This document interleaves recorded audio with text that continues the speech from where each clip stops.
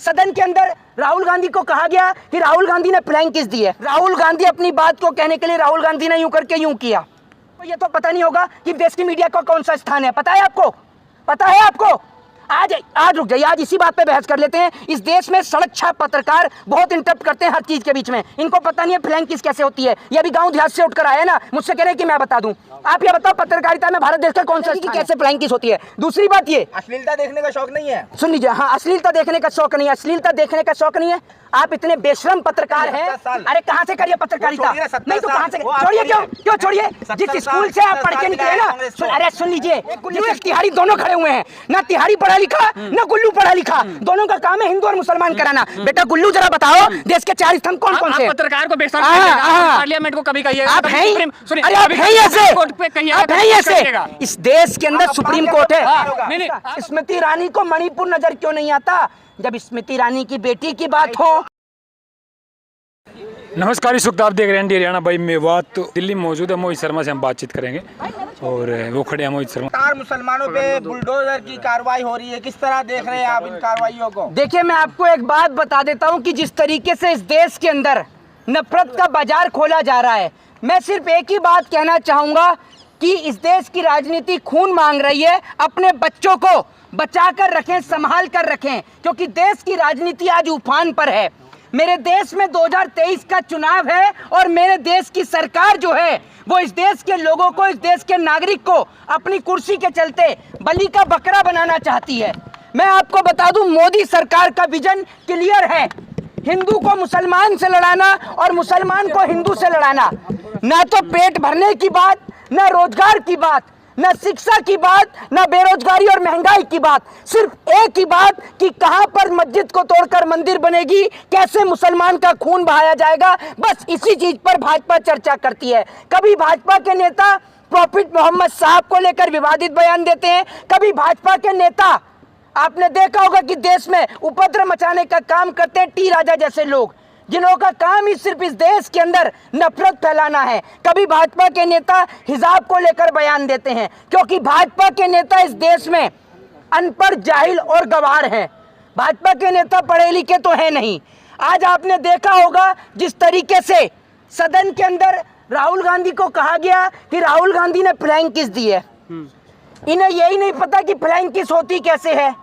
जिस तरीके से संसद के अंदर, सदन के अंदर लोग शोर मचा रहे थे, राहुल गांधी अपनी बात को कहने के लिए राहुल गांधी ने यूं करके यूं किया, देखा होगा आपने। और फ्लाइंग किस कैसे होती है वो पूरे देश को पता है, लेकिन कैसी होती है आप लोग अच्छी तरीके से जानते हैं। आप लोगों को ये तो पता नहीं होगा कि देश की मीडिया का कौन सा स्थान है। पता है आपको? पता है आपको? आज रुक जाइए, आज इसी बात पे बहस कर लेते हैं। इस देश में सड़क छाप पत्रकार बहुत इंटरप्ट करते हैं हर चीज के बीच में। इनको पता नहीं है फ्लैंक किस कैसे होती है। ये अभी गांव देहात से उठकर आया ना, मुझसे कह रहे हैं कि मैं बता दूं। आप ये बताओ पत्रकारिता में भारत देश का कौन सा स्थान है? आप बताइए ना, सवाल पूछिए। अरे बताइए ना, आप जवाब दीजिए। और नहीं हुआ 167 फिर वो छोड़िए ना, नहीं आप बताइए, जवाब दीजिए। सवाल नहीं, अरे अच्छा, जवाब दीजिए। मैं ये तो देखूं, नहीं आपका नंबर आएगा, मैं ये तो देख लूं। नहीं आप ये बताइए कि 4 स्तंभ है ना। कैसे कह सकते हैं राहुल गांधी ने फ्लाइंग किस नहीं किया? आप कैसे कह सकते हैं? कैसे कह सकते हैं? हम आंख से अंधे नहीं है ना, आंख से अंधे आप हैं, आंख से अंधे आप हैं। फ्लाइंग किस होती किस तरह है? गौतम बुद्ध ने, अरे आपको तो पता ही नहीं है कैसे होती है। राहुल गांधी की वीडियो को देखिएगा आपको पता चलेगी वो बोलने के लिए कह रहे हैं। और उसके बाद आप तमाम चीजों को देखिएगा, आप सर्च कर लीजिएगा यूट्यूब पे, आराम से आ जाएगी, आपको पता चल जाएगी कि कैसे फ्लाइंग किस होती है। दूसरी बात ये, अश्लीलता देखने का शौक नहीं है। सुन लीजिए, हाँ, अश्लीलता देखने का शौक नहीं है। अश्लीलता देखने का शौक नहीं है। आप इतने बेशरम पत्रकार हैं कि जिस तरीके से मणिपुर के अंदर देश की बेटियों को निर्वस्त्र करके घुमाया गया, इन जैसे पत्रकार मूक दर्शक बन के बैठे हुए थे, इसीलिए तो देश की बेटियों को निर्वस्त्र करके घुमा दिया गया। ये कहते हैं कि अश्लीलता, किसी बेटी की इज्जत जब लुट जाती है ना, तो पता करके देखिएगा कि उसके बाप के ऊपर, उसके पति के ऊपर क्या पड़ता है फर्क। ठीक है ना? पत्रकारों के साथ क्या करना चाहिए जो नफरत फैलाते हैं, गोदी? इन जैसे पत्रकारों का एक ही इलाज है कि किसी भी देश में अगर हिंसा हो, किसी भी राज्य में हिंसा हो, तो वहां पर धारा 144 लगाने से अच्छा है कि इन जैसे 2% के गोदी मीडिया के पत्रकारों के चैनल को बंद कर दिया जाए। ये सबसे बढ़िया है। किसी भी देश को अगर उजाड़ना हो, बिजाड़ना हो, वहां पर देश के अंदर आंतरिक दंगे कराने हो या किसी देश को बेचना हो, अगर देश को बेचना हो तो संपर्क करिए रंगा बिल्ला प्रॉपर्टी डीलर से। जिन्हें हमने समझा था लीडर, वो निकले रंगा बिल्ला प्रॉपर्टी डीलर। और किसी देश के अंदर अगर दंगे करवाने हो, वहां के लोगों को लड़ाना हो, तो हमारे देश की गोदी मीडिया से संपर्क करें। ये ऐसे लोग हैं। देश अमेरिका से आगे निकल लिया क्या 70 सालों में? हैं? जब ये देश आजाद हुआ था ना, 8-9 साल में घबरा गए। आप अपने पिताजी 8-9 से साल पूछिएगा, 8-9 साल में आपके घबरा पिता, गए। आपने 8-9 साल पत्रकारिता में। कहाँ करी है? 70 साल। अरे कहाँ से करिए पत्रकारिता? वो छोड़िए, 70 नहीं तो कहाँ से? साल। वो आप छोड़िए, क्यों छोड़िए। क्यों छोड़िए? 70 जिस साल, स्कूल से आप 70 पढ़ के साल निकले मिला है ना, कांग्रेस को। अरे सुन लीजिए, जिस स्कूल से आप पढ़कर निकले हैं वो स्कूल कांग्रेस ने बनाया। जिससे आपने कॉलेज से मास कॉम की पढ़ाई करी, वो कॉलेज कांग्रेस ने बनाया। मोदी जी ने बनाया शौचालय, मोदी जी ने बनाया शौचालय। शौचालय बनाना क्या गुनाह है? हैं? शौचालय बनाना क्या तो गुनाह है? शौचालय में पढ़ाई हो जाएगी? ये इस पत्रकार से मैं पूछता हूँ। अरे नहीं, आप ये कह रहे हैं कि शौचालय मोदी जी ने बनाया शौचालय। एक एक करके रुक जाओ। क्या शौचालय? मुझे पता है कि जैसे कुत्ते की पूंछ पर पांव रखने पर कुत्ता बिलबिला उठता है, ऐसी हालत देश की गोदी मीडिया की है। मोदी का नाम लेते ही ये भी बिलबिला उठते हैं। जरा ये बताइए, देश के 4 स्तंभ हैं, मीडिया कौन से नंबर का? चौथा स्तंभ है ना? कौन कौन से 4 स्तंभ है जरा बताइए? कौन से 4 स्तंभ? अरे रुक जाओ, मुद्दे पे आइए ना, मुद्दे पे आज मुद्दे पे आऊंगा। आप पत्रकार को कभी बेशक सुन लीजिए, ये गुल्लू का और तिहाड़ी का भाई दोनों खड़े हैं। एक गुल्लू एक तिहाड़ी दोनों खड़े हुए हैं। ना तिहाड़ी पढ़ा लिखा, ना गुल्लू पढ़ा लिखा। दोनों का काम है हिंदू और मुसलमान कराना। बेटा गुल्लू जरा बताओ, देश के 4 स्तंभ कौन कौन से? पत्रकार को बेशक पार्लियामेंट को कभी कहिएगा, आप हैं ही, अरे आप हैं ही ऐसे, आप हैं ही ऐसे। इस देश के अंदर सुप्रीम कोर्ट है। नहीं नहीं, आप अपमान कर रहे हैं। तो आप सम्मान के लायक ही नहीं है। जो पत्रकार अपना सम्मान पेटीएम के चलते बेच चुका हो, भूल रहे हैं, मर्यादा भूल रहे हैं। मर्यादा तो बहुत याद रहती है। प्रदीप भंडारी को जो टीवी चैनल पर बैठकर गाली दे देता है, बहुत मर्यादा रहती है। वो किस तरीके के शब्द का प्रयोग करता है, जूता निकल जाता है टीवी चैनल पर, वो मर्यादा रहती है ना। एक लेडीज मारने के लिए पहुंच जाती है, वो मर्यादा रहती है ना। ये जो मेरे पीछे सिख भाई खड़े हैं ना, मैं आपको एक बात बता दूं कि इस देश को सरकार से ज्यादा तो इन लोगों ने चला रखा है। चाहे लोगों का पेट भरने की बात हो, चाहे सरहद की हिफाजत करने की बात हो।